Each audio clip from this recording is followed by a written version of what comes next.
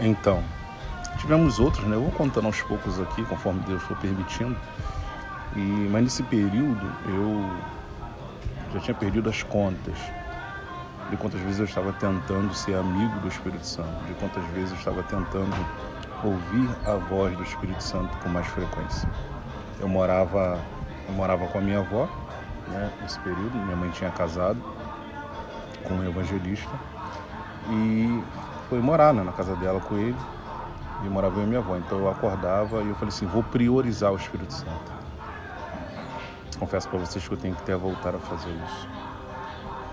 Essas práticas, sabe, espirituais, aí eu fui todo dia antes de acordar, não fazia nada. Tomava café, não escovava o dente, não fazia nada, sem antes falar primeiro com o Espírito Santo. E eu ia e me perdi um pouco quando meu filho me chamou, e era a primeira coisa que eu fazia. Mas só que antes disso tinha acontecido uma mudança interior. Por isso que eu falo, toda força externa para agradar a Deus, para tentar ouvir a voz de Deus, só essa força de vontade, essa força externa sozinha não dá. Eu já havia tentado várias vezes. E eu fui li o livro, né, O Bom de Espírito Santo. Como eu já falei, tentei a primeira vez, não consegui e tal, estava triste, angustiado, enfim. Via muito vídeo.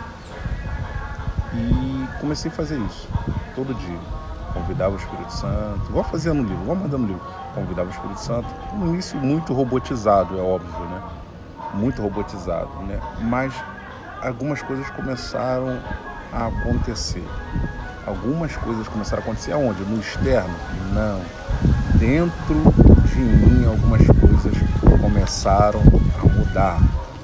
Só nessa prática de acordar, primeiro não escovar dente, não tomar café e conversar com o Espírito Santo. Eu estou falando de mim, não estou dizendo que você deva fazer igualzinho, né, esse passo a passo. Não, se funcionar para você também, legal. Se não funcionar, você vai ter a direção dele para fazer de outra forma. Eu, Alex, Sander, fiz dessa forma e funcionou. Tudo isso partiu, né, do verso de Mateus 6,33. Buscai, pois, primeiro o reino de Deus e a sua justiça, e as demais coisas vos serão acrescentadas. Foi uma fase muito difícil, tá? Muito difícil da minha vida mesmo. E eu fui indo assim, indo.